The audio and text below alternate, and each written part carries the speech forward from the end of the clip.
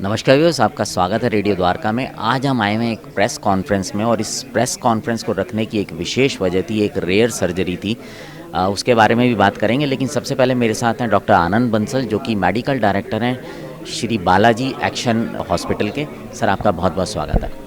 Thank you. Sir, जब हम spine surgery की बात करते हैं तो जैसा कि अभी आप लोग बता रहे थे, थोड़ा सा लॉन्ग स्टे होता है, पेशेंट को काफ़ी टाइम लगता है, रिहैबिलिटेशंस के लिए बहुत काम करना पड़ता है। तो इस तरह के जो पेशेंट आते हैं उनको हॉस्पिटल किस तरह से सुविधाएं देता है? जैसा कि आपने बताया कि स्पाइन सर्जरी में पेशेंट्स को कई बार तो हफ्ते 10 दिन 15 दिन में भी डिस्चार्ज किया जा सकता है, पर लेकिन जहाँ एक लंबी रिहेबिलिटेशन की ज़रूरत होती है तो उसमें हमारी, जैसा कि आपको मालूम है, Shri Balaji Action Medical institute एक चैरिटेबल ऑर्गेनाइजेशन है और यहाँ हमारी ट्रस्ट का मेन उद्देश्य ये है कि कोई भी मरीज़, चाहे वो आर्थिक रूप से कमज़ोर भी हो, वो किसी भी तरह से इलाज से वंचित ना रहे। इसी कड़ी में जब कभी किसी मरीज़ को आर्थिक सहायता की ज़रूरत होती है तो हमें ट्रस्ट की तरफ से पूरा सहयोग मिलता है। ट्रस्ट का मेन उद्देश्य ही कमज़ोर वर्ग के लिए सेवा करना है। जहाँ तक रिहेबिलिटेशन इन पेशेंट्स का है, हमने इनका एक स्पेशल पैकेज बनाया है जो कि शायद जो खर्चा होता है उतना भी नहीं वो दे रहे होते हैं, पर लेकिन जैसा कि मैंने बताया, ट्रस्ट का मेन उद्देश्य ही इन गरीबों की सेवा करना है। उसी उद्देश्य कड़ी में हम लोग इनका 2-2, 3-3 महीने तक इलाज करते हैं और जहां ये पैसा अफोर्ड नहीं कर सकते तो वहां मैनेजमेंट, हमारी जो ट्रस्ट है, वो इनका सहयोग करती है। अच्छा सर, जैसे अभी इस बच्ची की जो हम सर्जरी की बात कर रहे हैं, इस केस में किस तरह से हॉस्पिटल की ट्रस्ट ने रोल निभाया? सबसे पहले जैसे ये बच्चा 15 तारीख रात को 1 बजे आया, इमीडिएटली सर्जरी हुई। हमें उस टाइम उम्मीद नहीं थी कि ये बच्ची ठीक हो पाएगी। फैमिली को भी यही बताया गया कि शायद नील चांसेस हैं रिकवरी के, पर हम एक ट्राई देते हैं। जैसे बच्चा ऑपरेशन हुआ, उसके बाद रिहेबिलिटेशन प्रोग्राम में आया, डॉक्टर साहब ने बहुत अच्छी सर्जरी की। फिर हमारी रिहेबिलिटेशन टीम ने इसको टेक ओवर किया और इसको बहुत ही उम्दा तरीके से इसकी रिहेबिलिटेशन की। साथ में फैमिली का जो मोरल सपोर्ट था वो बहुत अच्छा रहा। टाइम पर बच्ची ने भी अपना पूरा सहयोग दिया। बीच बीच में कभी नेगेटिव होती भी थी, नेचुरल है, बहुत इंजरी थी, ब्लैडर बाउल पे कंट्रोल नहीं था, पर विद पैसेज ऑफ टाइम बच्ची के सहयोग से, पेरेंट्स के मोरल सपोर्ट से, प्लस जो मेरे हॉस्पिटल की जो डॉक्टर्स की टीम है, डॉक्टर HS छाबड़ा के नेतृत्व में, उन्होंने पूरा सहयोग दिया और इस बच्ची को हम ठीक कर पाए। इसमें जैसे आर्थिक सहायता की बात थी, फैमिली का जैसे खर्चा भी होता ही है, तो उसमें हमारी ट्रस्ट की तरफ से भी जितना संभव उसका वो सब किया और हमारा उद्देश्य एक ही था कि बच्चा पूरी तरह से ठीक होना चाहिए और वो बच्चा अब आज ठीक होकर वो अपने घर जा रहा है। आप सबकी मेहनत काम आ गई। आपका बहुत बहुत धन्यवाद। और इसके माध्यम से हम यही कहना चाहेंगे कि भारतवर्ष में पहली बात तो ऐसी घटनाएं नहीं होनी चाहिए, परंतु कभी होता भी है तो इमीडिएटली इसका ट्रीटमेंट करवाना चाहिए और हमारे पास अंडर वन रूफ सारी फैसिलिटीज़ उपलब्ध हैं Shri Balaji Action Medical Institute. धन्यवाद sir, thank you. So viewers, सब आपको मिलाते हैं एक बहादुर लड़की से।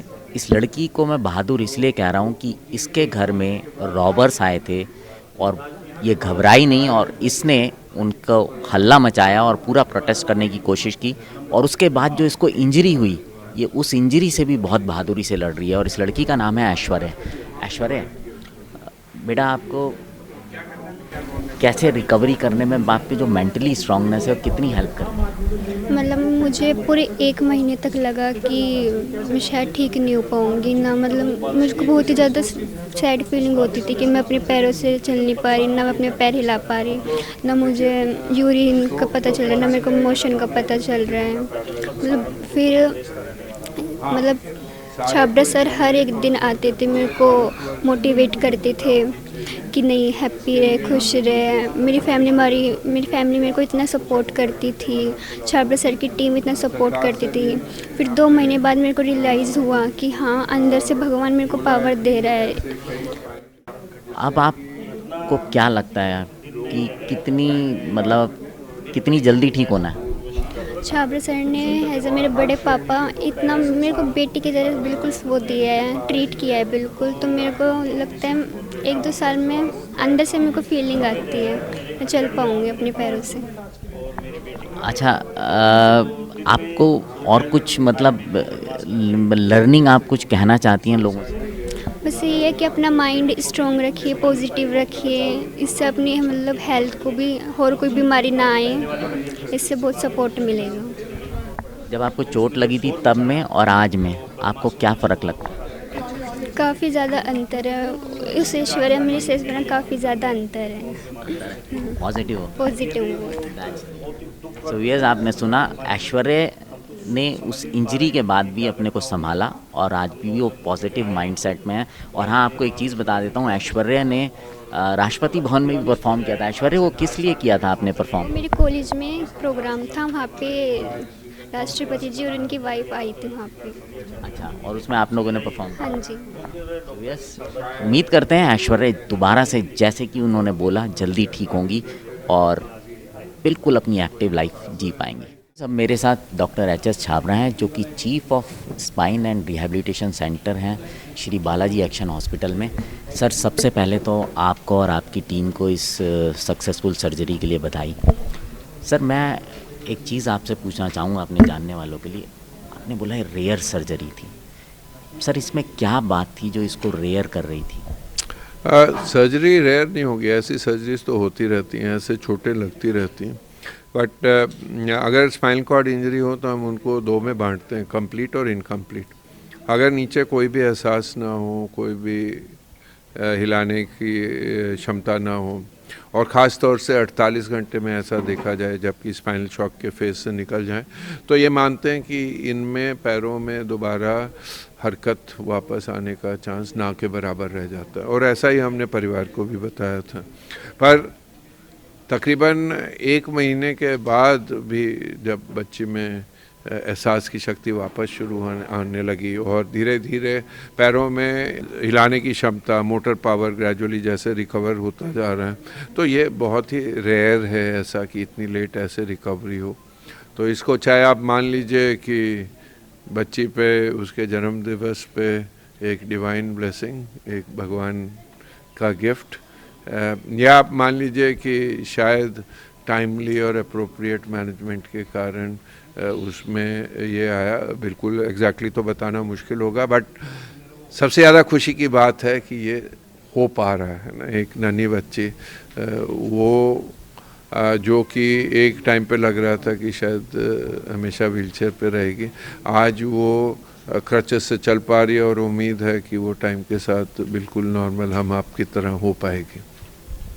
अच्छा सर, जब भी इस तरह की जब इंजरी में किसी के साथ भी होती है, क्योंकि इंजरीज पे हम कंट्रोल नहीं कर सकते, तो आपको क्या लगता है कि सबसे पहले इम्पॉर्टेंट चीज़ क्या होती है और सबसे ज़रूरी जो होता है, किसी जो उसके केयर गिवर्स होते हैं उनको क्या करना चाहिए? हाँ, थोड़ा सा मैं यहाँ बताना चाहूँगा कि ऐसा नहीं है कि हम कंट्रोल नहीं कर पाते, हम पूर्ण रूप से कंट्रोल नहीं कर पाते। हम प्रिवेंट कर सकते हैं सबसे पहले ऐसे इंजरीज, जैसे कि हम अगर हम किसी भी वाहन में हों तो ट्रैफिक के नियमों का पालन करें, सीट बेल्ट लगाएं, चाहे पीछे बैठे हों, बच्चों को आगे की सीट पे ना बैठाएं, पीछे अगर बैठें तो बच्चों के लिए अलग बूस्टर सीट्स होती हैं, उनका उपयोग करें। ऐसे बहुत सारी चीज़ें हैं। ऊंचाई पे अगर हम काम करें तो हार्नेस का, सेफ्टी हार्नेस का उपयोग करें, जो कि आज की डेट में नहीं होता और जो कि किया जा सकता है।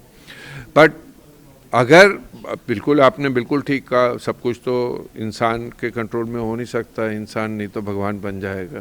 तो अगर हो तो सबसे पहले ये हमें जानना है कि इलाज अस्पताल में नहीं, साइट ऑफ एक्सीडेंट पे शुरू होता है, और वहाँ कैसे उसको एक्सट्रिकेट किया जाए, कैसे फर्स्ट एड दी जाए, कैसे उसको जल्दी से जल्दी नियरेस्ट हॉस्पिटल फैसिलिटी में स्टेबलाइज करके पहुँचाया जाए, वहाँ जब स्टेबल हो जाए तो कैसे कि एक definitive spinal cord injury centre में शिफ्ट किया जाए, इसके बारे अवेयरनेस क्रिएट करना बहुत ज़रूरी है। और एक डेफिनेटिव सेंटर में ना खाली पूर्ण रूप से वैल्यूएशन पर जहाँ ज़रूरत हो सर्जिकल मैनेजमेंट और कॉम्प्लिकेशंस बचाना, जो कि शरीर के लगभग हर भाग की कॉम्प्लिकेशन हो सकती है इसमें, और बहुत सारे केसेस में लाइफ थ्रेटनिंग हो सकती हैं।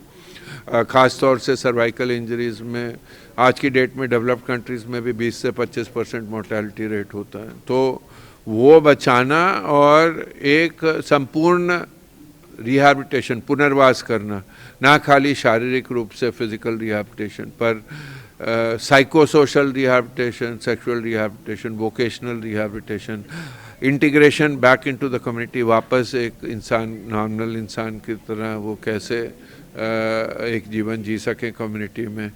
तो ये सारा कुछ इम्पोर्टेंट होता है और उसके साथ साथ इनमें लाइफ लॉन्ग फॉलोअप की ज़रूरत होती है, इनमें फॉलोअप होम केयर सर्विसेज की ज़रूरत होती है। तो ये सब काफ़ी एक इम्पॉर्टेंट है और कई बार ये एक चुनौती भी पोज करता है, बट इससे हम इन लोगों को एक सामाजिक न्याय दे सकते हैं। हमें इन पे पिटी नहीं करना, इन पे हमें सिंपथाइज नहीं करना, हमने इनको एम्पावर करना है कि ये एक साधारण ज़िंदगी में वापस आ सकें। बहुत बहुत धन्यवाद सर आपका, आपने समय दिया। सो व्यूअर्स, आपने सुना डॉक्टर साहब ने बहुत ही अच्छी बात बोली। उम्मीद करता हूँ ये जो जानकारी है ये आप लोगों के लिए भी फ़ायदेमंद होगी और इसे सिर्फ अपने तक नहीं अपनों तक भी साझा कीजिएगा। अब आपसे विदा लेते हैं, बने रहें रेडियो द्वारका से।